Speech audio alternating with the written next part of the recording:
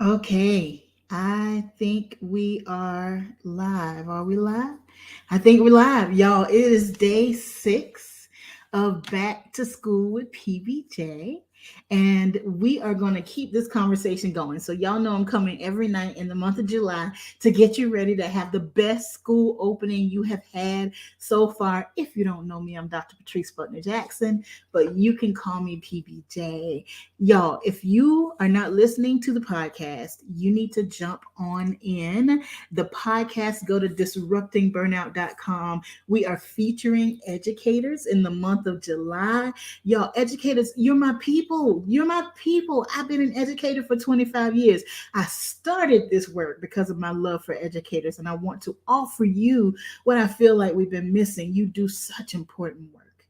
And you know that, and people say that, but they're not giving you what you need. So I'm here to pour out, share whatever I have so that you can have the best school opening you have ever had. So listen to these lives every night. Go over to disruptingburnout.com. Make sure you are listening to the podcast and getting your cup filled as you are serving everybody else. So we've been talking about discovering your brilliance and how we are going to disrupt the cycles of burnout so you will not start the school year overwhelmed and burnt out. And I'm just going to jump right in today because today I want to back up. So we talked about brilliance, but I need to take you back because there's some things that you need to do. There's a reason why you have a hard time seeing your brilliance. There's a reason why. Sometimes there's so much clutter.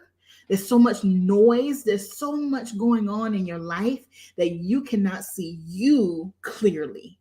And one of the most powerful things I get to do in coaching and speaking is I get to hold up a mirror to let you see you. Because your brilliance is not lost. It's been with you the entire life, your whole life. But there's so much going on that you have a hard time discovering it for yourself. So we need to go back and start with checking your baggage. So we've got 3 strategies in heart work strategies, 3 of them. Check your baggage, build your boundaries, and discover your brilliance. And I cannot get you to see your own brilliance until we check your baggage. I always say, and I know that there's some older research on that. I know that it's now, but before I even knew that, I started saying everybody has an invisible backpack. Every person listening, I have one. Every person you know has an invisible backpack. And in that invisible backpack, first of all, you put it on every single day, whether you realize it or not, and it determines how you engage with life and work. And in that invisible backpack is every lesson you've learned, formally and informally. So it may have been a lesson in school, or it may have been a lesson in life, or maybe it's someone you watched or noticed, or you have all of your experiences in your invisible backpack. And that invisible backpack determines how you perceive the world. It's your filter through which you see yourself and other people.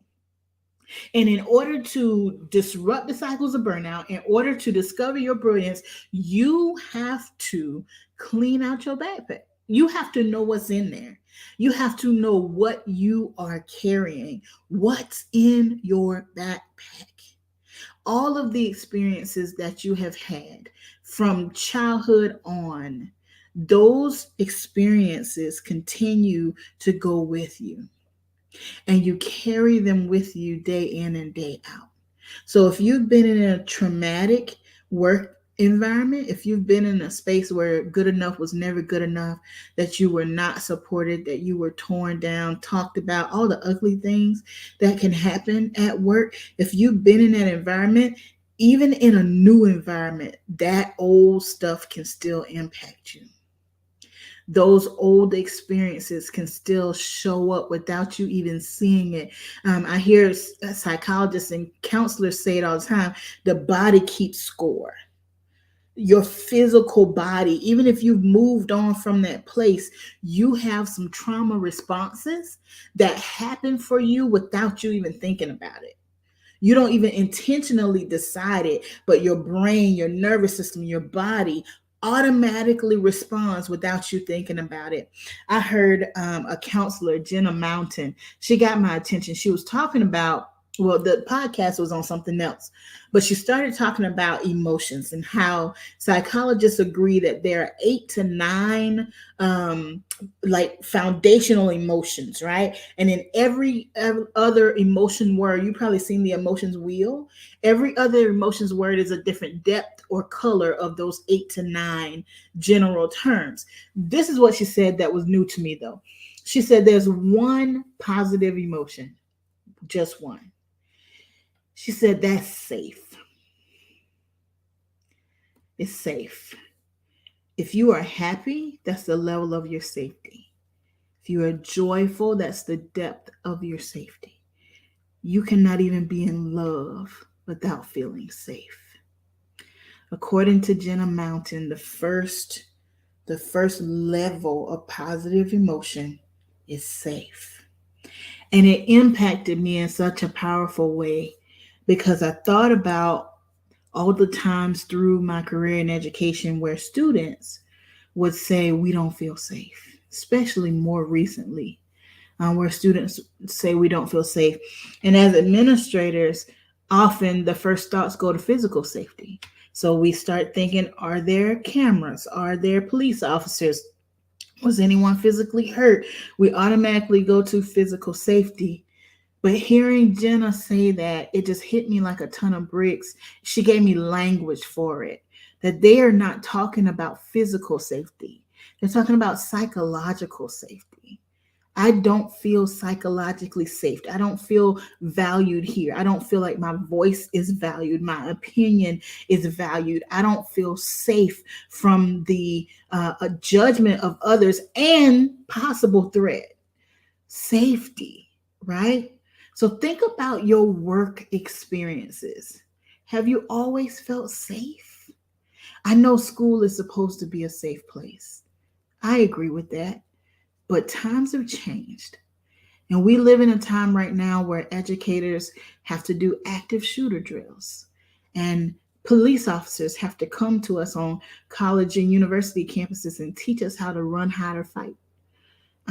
Not just that, not just your physical safety, but you walk into a room and you know at that conference table your voice is not valued, or you're given all the work and none of the credit. There are so many opportunities in education for us to create a safer environment for our people. When you don't feel safe, your body responds automatically. It doesn't allow your executive functioning. So your creativity, your wisdom, your ideas, all of that is stifled because when you don't feel safe, your nervous system says, we don't have time for all that fluffy stuff. I just need you to breathe and live.